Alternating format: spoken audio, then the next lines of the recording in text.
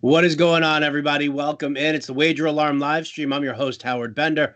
With me, of course, Craig Mish. It is time to get those Week 5 Westgate Supercontest picks in. Craig, I think this was probably the easiest week that we had as far as sharing information.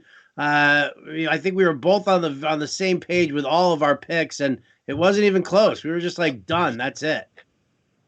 Yeah, and that's rare, all things considered. And Yeah. normally Howard and I go back and forth on the different picks. We have different opinions, and usually when we can't come to an agreement, we'll pivot and go with something else. But we see a lot of the games the same way this week, and we're coming off a good week of going 3-2. So hopefully we can get a 4-1 or 5-0 out of this week. But I'm feeling pretty good about it. I think we got a good shot at this because we got a good mix of some favorites and some dogs. And there's only a couple games really on the board that I'm clueless on that I just don't want to get involved in. But I have a pretty fair opinion, I think, on a lot of the games.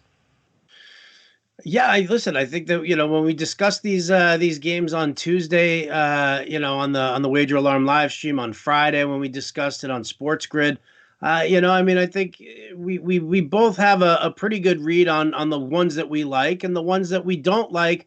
We have a couple of leans, but not really anything too major on that. So let's get right to it here. We'll start off first pick that we're taking. Falcons, actually. We're taking a favorite here. The Falcons at home. They're giving 1.5 in the Westgate Supercontest. We gain a point right now because the line is actually Falcons minus 2.5. You love getting that little edge, that extra value on your pick. Yeah, that's really surprising to me to see the number go back on the Falcons here, with them being a little bit more of a favorite. When we talked about this Tuesday, the line had crashed down from 3 to like 2, and then it went to 1.5, and now it went back up. So I suppose money is coming in on Atlanta, but that's the way that I see it too. And again, no one's going 0-16, and it's not like we pick the Falcons a lot, but every once in a while it's like the right team in the right spot, and I do think that this is the right spot for Atlanta. Carolina coming off really a fantastic win. The Falcons have just like playing not only with their backs against the wall, like their season against the wall this week with a game that they're supposed to win. Like this is a game that they're supposed to win. So we'll take the Falcons this week, and we're only laying 1.5. I'd be surprised if this doesn't go back down a little bit tomorrow. But early money came in on Carolina, and now the money coming back in on the Falcons. I think the Falcons are the right side. I do. I think they'll win. I do. I mean, listen, we've gone through this before. When you look at what the Panthers are doing and how that big game that they won, and Teddy Bridgewater, he's got a 73% completion percentage. You worry about everything that's going on because the offense is humming, but I think everybody keeps forgetting just how bad this defense is. And the Falcons are a team who can score points. We've seen it before. So, listen, I like it. I mean, it's one of those where you look at it and you say, oh, of course I'm taking the Panthers. They're crushing it right now. The Falcons are terrible.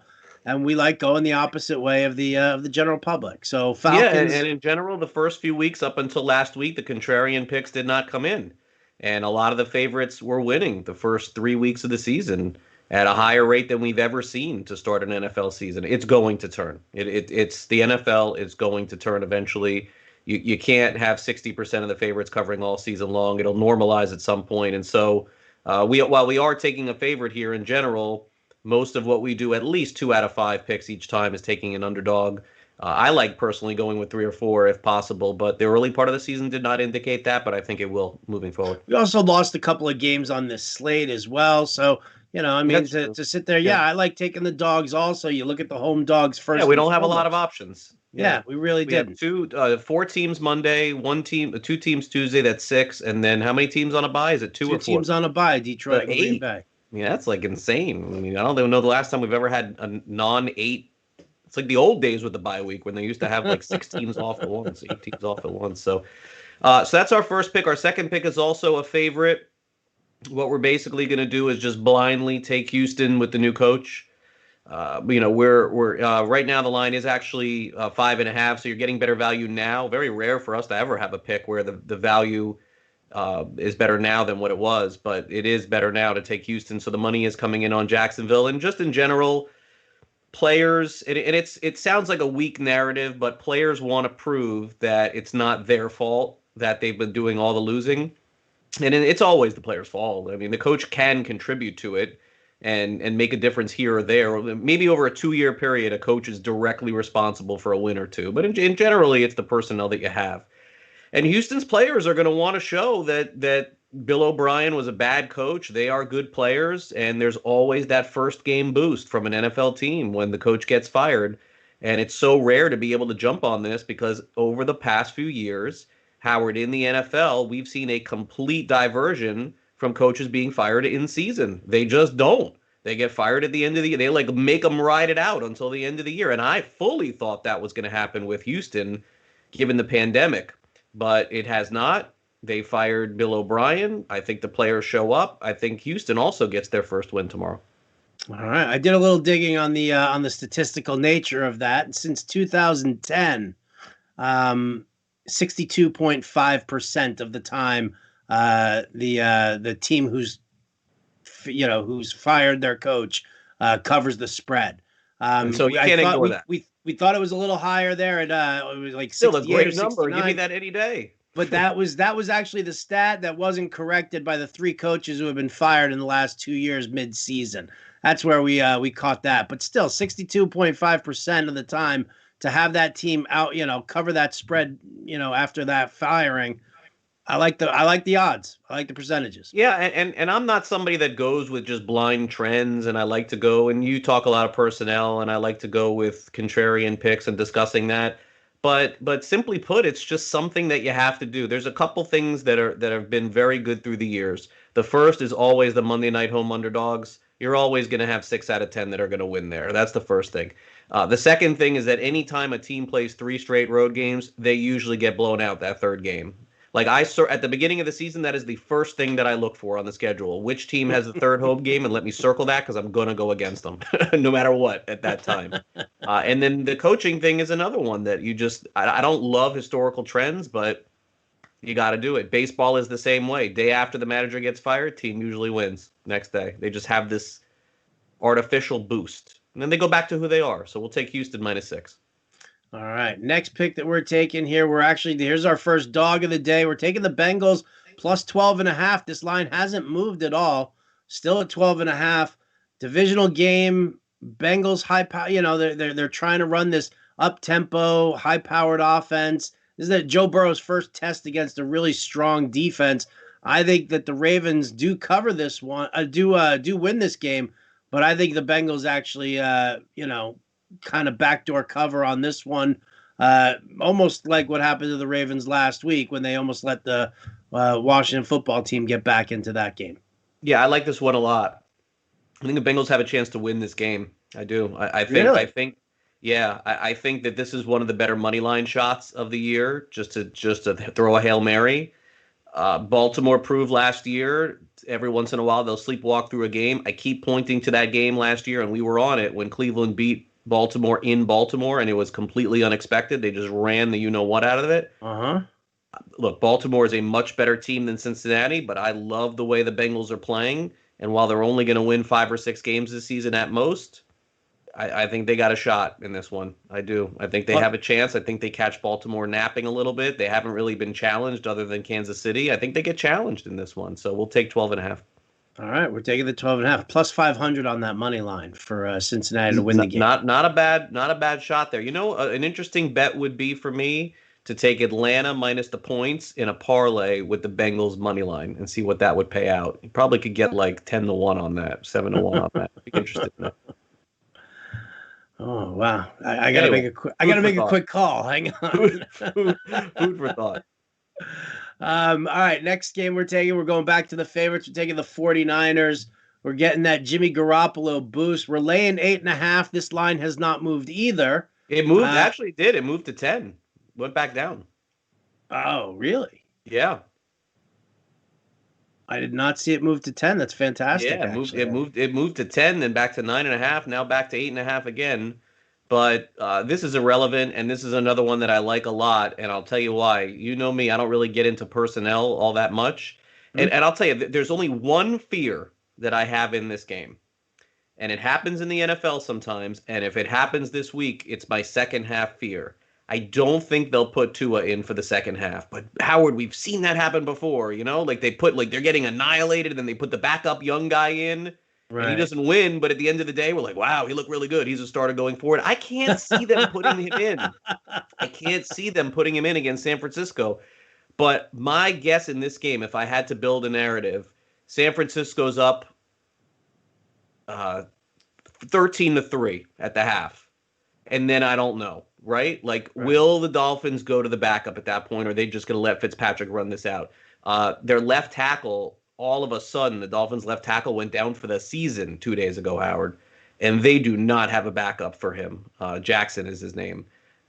Look, the Niners defense isn't as good without a couple of the guys that they've been missing. I think they get really healthy against Miami here. So I think this is a bad spot for the Dolphins. So we're going to take San Francisco minus the 8.5. I like it. I like it a lot. Very, very nice. All right, next game. Then we are back to the underdog. Oh, this is our fifth game, actually. Look at that.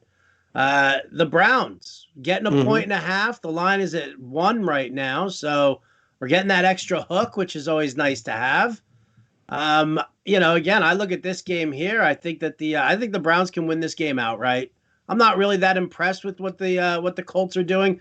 They've taken a couple of injuries on defense now, also right in the middle of the field. Yeah, Anthony what is the Walker, story with Leonard's status for this game? he's out. Leonard's out. Yeah. Anthony Walker is questionable, but it seemed like he was unlikely to play based on what I've been reading about it there. So, right there, that's a massive hole in the middle, especially when you're dealing with a team that runs the way Cleveland does. I mean, I think this one here, I would have thought that if Nick Chubb were healthy, I'll bet you Cleveland probably would have been the favorite, or at least this would have been a pick 'em.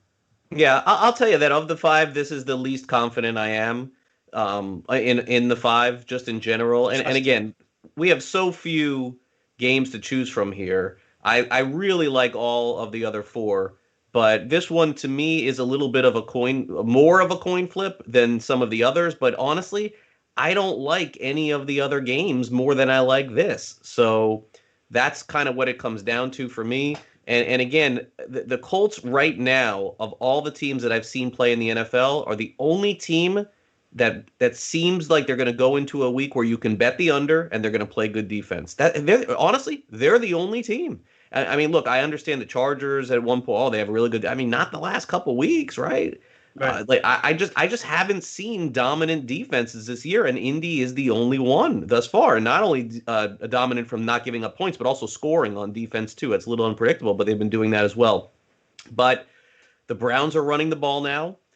My guess is we're not going to know who wins this game until the last minute or two. And that's a good spot to be in when you're in the super contest. You just want that thing to go right down to the end. Browns are not getting blown out. They don't get blown out in games. They run the ball too much. And the other thing that I love about Cleveland, as I talked about before, they're one of a handful of teams in the NFL that when they have a lead, they can run the ball at the end of the game and potentially run the clock out. I understand last week it got really dicey against Dallas, but I think we can agree at this point that Dallas's defense is the worst in the NFL. They honestly may have the best offense in the NFL. It's just that dynamic that they have the best offense and the worst defense. So I'm not going to get burned up about them coming back late on the Browns a few times. I just think Dallas is great quarterback, great running back, great receivers, young rookie receiver, great tight end now. Phenomenal. They have a phenomenal offense.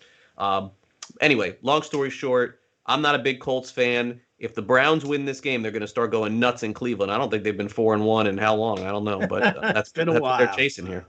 It's been a while. Well deserved, though, man. I mean, really, they really put together a lot. This defense for Cleveland, very underrated, I think, as well.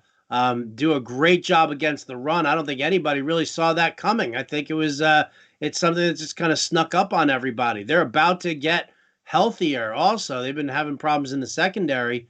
But Greedy Williams, who's probably out for this week, is likely due back next week, and that's going to solidify that secondary. Yeah, I'm digging what they're doing in Cleveland for sure. It was a shame that Nick Chubb was lost, but listen, I think that what they've got going with Kareem Hunt and Dearness Johnson is something that can work. Now, let me ask you here: you didn't like this game? This was your least favorite of the other. One of the games that we were talking about taking was unfortunately. I mean, it's another favorite taking the Steelers, laying the 7 to the Eagles with how bad the Eagles have been. What steered you away from this? I'll always look. It would have been Pittsburgh or nothing for me, and I'll always side with a home underdog. So that's I just think that's always a better bet. And look, with Pittsburgh, while they have been one of the best teams that we've had in terms of betting, if I told you after week 2, now again, remember they didn't play last week. If I told you after you saw Pittsburgh play 2 weeks, would you think they deserve to be 7-point favorites over anybody? Anybody in the NFL? They didn't look that good, right? So it's almost like it's almost like one game has everybody bought back in. I'm not saying that they can't win this game, but look, Philadelphia proved last week that they can rise to the occasion. It's essentially a no travel for Philly. They'll take a bus ride, a 2-hour bus ride or whatever it is, 3-hour bus ride. So yeah, I do like Pittsburgh. It would be the side that I would go with, but there's like a backdoor in me feeling here with this one here with Philadelphia. And if Philadelphia can beat San Francisco like they did Monday night and not just completely get shut down, I'm not willing to go that route. Chiefs Raiders. Chiefs are minus 12.5. The Raiders really laid down against Buffalo. I was disappointing there. Rams Washington. I think that this is the kind of game, Rams against Washington, where if the Rams win and they win by more than 7 points, I think you can start believing in the Rams. But I don't think you can yet. I'm not there yet, but I'd be ready to fade Washington the rest of the way and start taking the Rams a little bit more based on this one because of the spread. Not the win, but because of the spread there. Cardinals Jets. Howard, I don't know. Like, I mean, they didn't practice and stuff. Like, I'm not. I mean, Cardinals looked so bad last. I was shocked how bad they looked, but I can't take the Jets. No, yeah, can't do that's the 7. What's 7 going on with points the Cardinals? What? Why all of a sudden? I mean, after they won 2 games, everyone had them in the Super Bowl. It just like fell apart. Oh no, the ground game really hasn't been working for them at all, and I don't think that's been a priority of Kingsbury. I think that's one of the things. I think he'll turn to Chase Edmonds and dump Kenyon Drake for Kenyon Drake not performing up to task. If Drake doesn't do it against the Jets, which is kind of ironic too, because the Jets actually, if they do have one asset, it is their run defense, stopping the run. Yeah, yeah. And then I've watched Drake. Look, I watched him in Miami. I've talked about him on this show for a couple of years. How I thought that was the one move that Gase got right. I'm just not a big fan of Drake. When you watch Drake run, when he is having success, he is running through the middle and then breaking free, and he is very fast out of the backfield once he breaks free. That's how he got on those great runs last year, 20-yard run, 30-yard run. He is not a sideline-to-sideline guy, so it tells me one or two things. Either he doesn't trust the blocking, or he's not in the shape that he was last year, and he feels like he's got to get outside to get an edge. I've watched him run. I don't like the way that he's running this year, and so I think Edmonds is going to get in there sooner than later, and he's definitely the better pass catching back, I think, too. So yeah, wouldn't surprise me there. But Drake will always get the goal line too. That's the one thing. So will he though? He'll be a mess.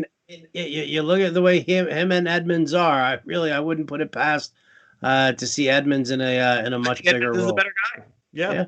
I thought Edmonds was the better guy last year too. But look, Drake was good credit. He was fantastic when he came in there.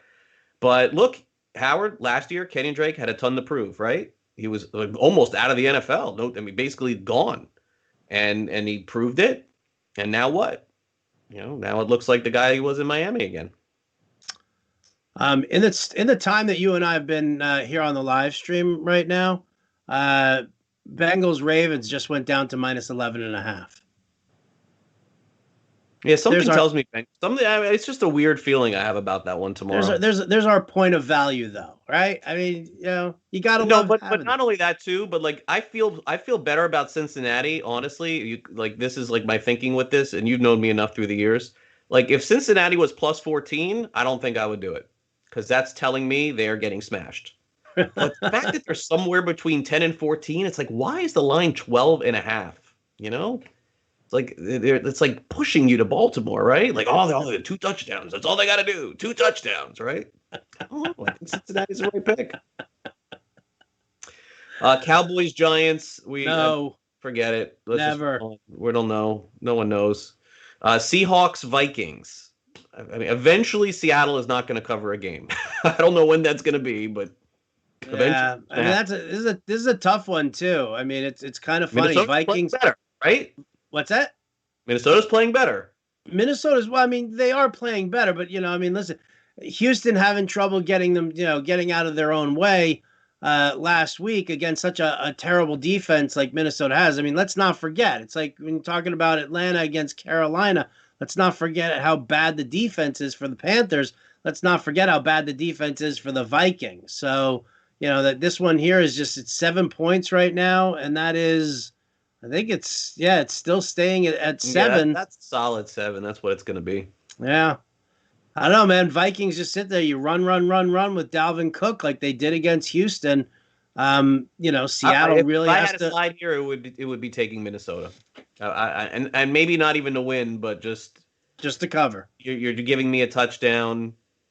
Something goes wrong for. I just don't. I think Seattle is the one team in the NFL. They could go 15-1, but I don't think that their home field advantage is deserving of laying 7 anymore with no fans there. I think the fans are a big factor in a few places. New Orleans and Seattle, those are 2 main ones for me. Speaking of which, Monday night, boy, that little hook is tempting, right? To take the Chargers plus 7.5. Saints are minus 7.5 against the Chargers. It's -8 right now. Is it? Yeah. Yep. Chargers fantastic as a dog, horrible as a favorite. We've been saying that for a few years. So, I mean, New Orleans is just so strange, man. Like losing 14-0 to Detroit and come back and win by 17. And the Chargers, I know they're going with Herbert. I mean, I suppose Michael Thomas coming back. I suppose I would probably just take New Orleans, but I don't feel good about it. I don't feel good about it. You don't feel good about it. Not really. Not really. All right. More than a touchdown in any game to me. But again, the home favorite and a large favorite on Monday night is a pretty good bet usually. The home dogs, but then when the team is a pretty significant favorite, they usually show out for Monday Night Football. But again, the Saints don't have that defensive advantage with the fans there. I'm not a Chargers fan. I'm not a fan of what they're doing. And Eckler is a dynamic player. I mean, he's probably worth a point. Very few running backs are, but with the amount of times he touches the ball, he's probably worth a point. And their 2 running backs that they have, Kelly at UCLA. Look, every Pac-12 running back looks great till they get to the NFL. And Jackson, I know that people are trying to make him a thing too. I mean, he's played a lot over the last couple of years and just really hasn't done anything. So I don't know. No, he really hasn't. Yeah, like he's gotten 15 touches in a game. And I know in the fantasy community, it's like, that's why I grabbed Ernest Johnson, just because I don't know who he is. Basically, I know who Jackson is. Come on, you were so close to the Orlando Apollos. He was great. He had a fantastic time in the AAF. I'll tell you. I spoke to somebody this week who covered him when he was at South Florida because I'm like, look, this is the week that I'm going to unload my fab budget. Like at this point, if you follow fantasy football and you have like that fab, people may not know what we're talking about. It's a wagering podcast, but if you have that budget where you can only spend a certain amount of the season, it's amazing to me at this point that anybody would question anyone for spending anything. Like, this is it. Like, you're 5 weeks in. I mean, I don't think anyone's coming up in week 9 that's going to change your team all of a sudden. I understand not unloading it all on week 1 and week 2 and 3. But, I mean, you're at this point now. You have a potential starting running back on Cleveland. You know that this dude Chubb is out for 4 to 6 weeks. Does it matter what's going to happen in week 12 for you? What are you saving it for? What's at this point? What's going to happen? Tell me. That's the thing. I mean, what top running backs are going to go down still, right? If you Cook, Zeke, their handcuffs are already owned by somebody.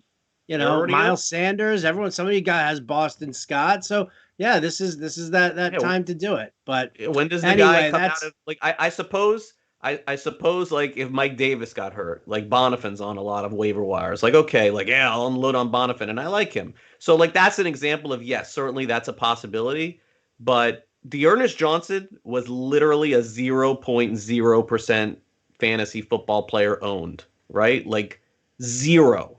Bonifan, if you look online, is, like, 1.0. And I'm sure that, like, Matt Breida is, like, 2.0, and Gallman is like 3.0. But this guy was like an out of nowhere. And so it's a Hail Mary in fantasy. That's why I picked him up everywhere. this week just to see. And he may be terrible and he may not play. But my friend who covered him at South Florida said that he is shocked.